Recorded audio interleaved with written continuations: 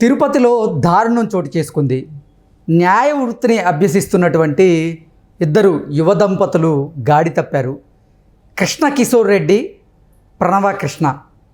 ఈ ఇద్దరు దంపతులు గంజాయికి బానిసలై అడ్డదారులు దొక్కారు.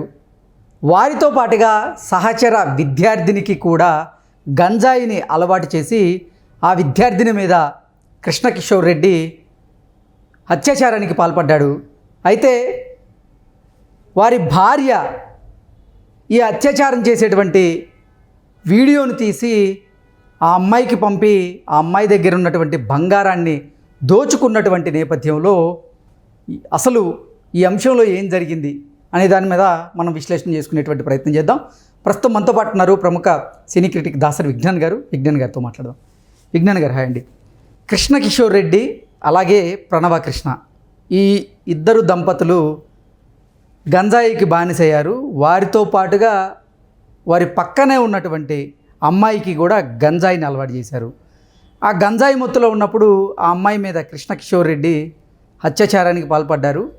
అయితే కృష్ణ కిషోర్ రెడ్డి భార్య ప్రణవ కృష్ణ, ఆవిడ ఈయన అత్యాచారం చేస్తున్నటువంటి వీడియోని రికార్డ్ చేసి ఆ అమ్మాయికి పంపించి ఆ అమ్మాయి దగ్గర నుంచి డబ్బులు అలాగే బంగారాన్ని దోచుకొని, అది కూడా సరిపోక ఆ అమ్మాయికి సంబంధించినటువంటి కుటుంబ సభ్యులకు కూడా ఆ వీడియోని పంపించినటువంటి నేపథ్యంలోనే ఈ అంశం వెలుగులోకి వచ్చింది.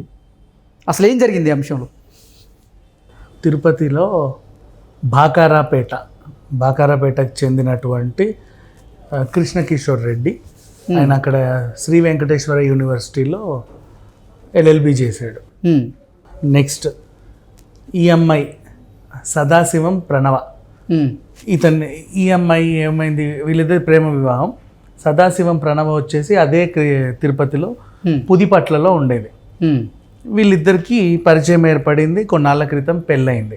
పెళ్ళైనప్పటి నుంచి ఈమె సదాశివం ప్రణవ కృష్ణ అని పేరు మార్చుకుంది. ఈవిడకు 35 ఏళ్ళు, ఆయనకు కూడా 36-40 ఏళ్ళు అలా అలా అలా ఉంటాయి. కొన్నాళ్ళు వీళ్ళ సంసారం సాఫీగానే సాగింది.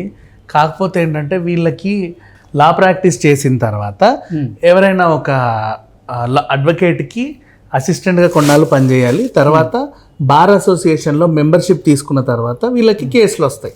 అంటే అఫీషియల్గా కేసులు తీసుకొని వాదించుకోవచ్చు.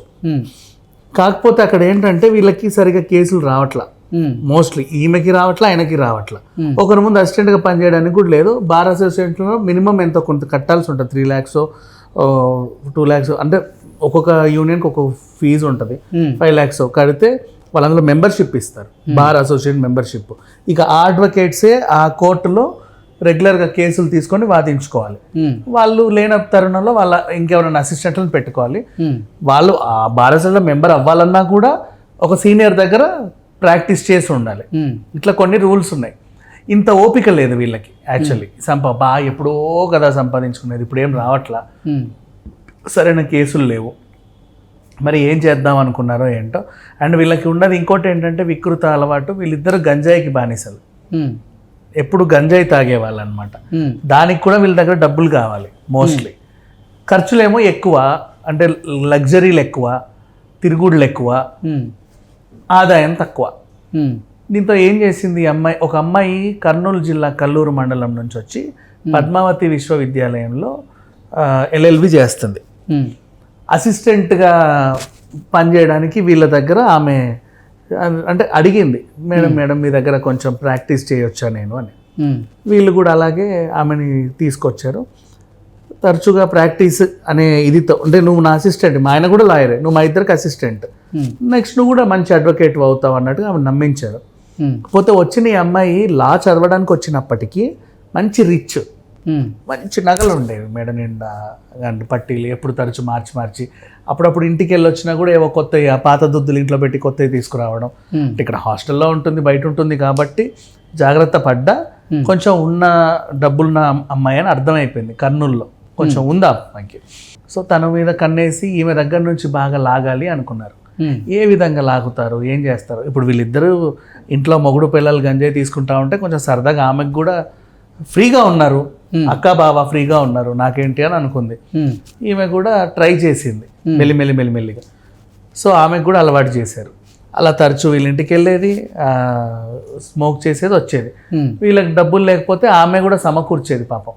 అంటే వాళ్ళ ఇంటి దగ్గర నుంచి పిలిపించి ఎంతో కొంత. కేసులు ఎక్కువ రావట్లేదు కదా, కానీ ప్రాక్టీస్ అయితే సాఫీగానే సాగుతుంది.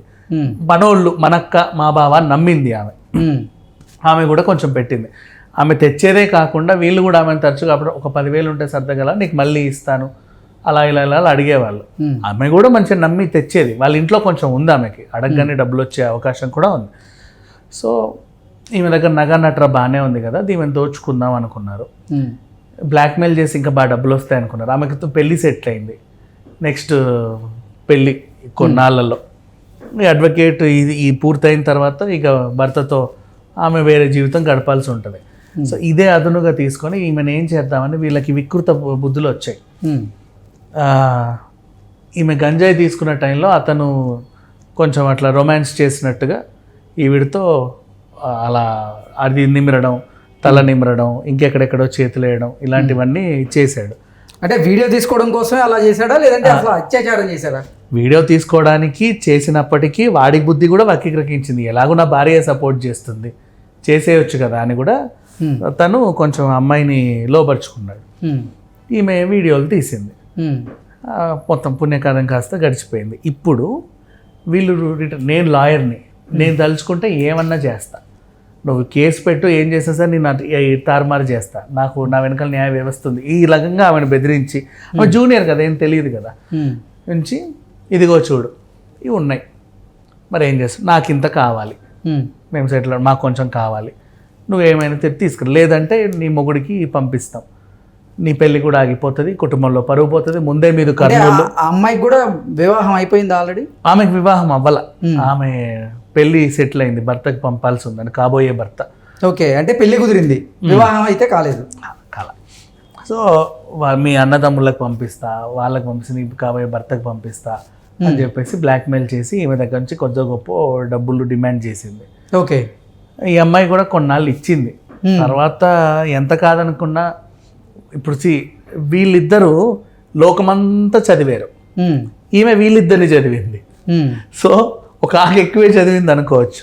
ఒక్కసారిగా ఎదురు తిరిగి పోలీస్ కేసు పెట్టి ఇలా జరిగింది అనగానే ఇది వెలుగులోకి వచ్చింది.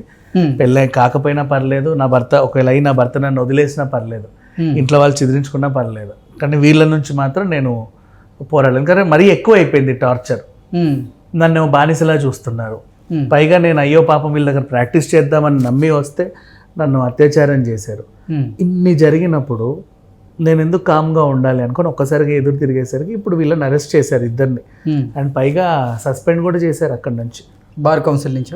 బార్ కౌన్సిల్లో ఇంకా చేరలా అసలు, ఇంకెప్పుడు చేరడానికి లేకుండా సస్పెన్షన్కి గురయ్యారు. యూనివర్సిటీ నుంచి కూడా సస్పెండ్ చేసి పడేశారు.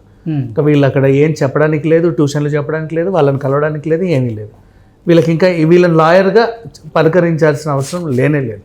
ఓకే, ఆ బాధిత అమ్మాయి దగ్గర నుంచి ఎంత మొత్తంలో వీళ్ళు దోచుకున్నారు? గట్టిగా బ్లాక్మెయిల్ చేసినప్పటి నుంచి కౌంట్ చేసుకుంటేనే 5 లక్షలు 6 లక్షలు తెలుస్తున్నాయి. కానీ అంతకు ముందు 2 ఏళ్ళుగా ఈమె పాపం చాలా ఖర్చు పెట్టింది. అప్పుడప్పుడు గంజాయికి వీళ్ళకి అంటే 500-1000 రూపాయలు తేవడమే. అండ్ మళ్ళీ అప్పుడప్పుడు 10,000-15,000 సరదాగా అడిగాను, మళ్ళీ ఇస్తా అని చెప్పి తీసుకోవడం. అదొక ఎక్స్టెంట్కి అయిపోయింది. నీకు అడిగినా ఇచ్చే పరిస్థితిలో లేదు. ఇప్పుడు అడుగుతుంటే లేవక్క అంటుంది. ఇదేంటి మొన్నటిదాకా ఇచ్చినట్టే ఇచ్చి ఇప్పుడు ఎందుకు లేదక్క, నాకు గతంలో ఇచ్చినా కూడా నాకు ఇచ్చేసి, నాకు అర్జెంటుగా అవసరం ఉంది, మాకు పెళ్లి కుదిరింది, నేను చాలా కొనుక్కునే ఉన్నాయి. అమ్మో ఈమె ఎదురు తిరిగింది, ఏం చేయాలి? మనం ఇప్పుడు 2 అడుగులు ముందుకేసి బ్లాక్మెయిల్ చేయాలి. అప్పటి నుంచి ఈ వ్యవహారం స్టార్ట్ చేశారు. ఓకే, మంచిగా ఉండి అది జరిగింది. ఓకే అండి, థ్యాంక్ యూ సో మచ్.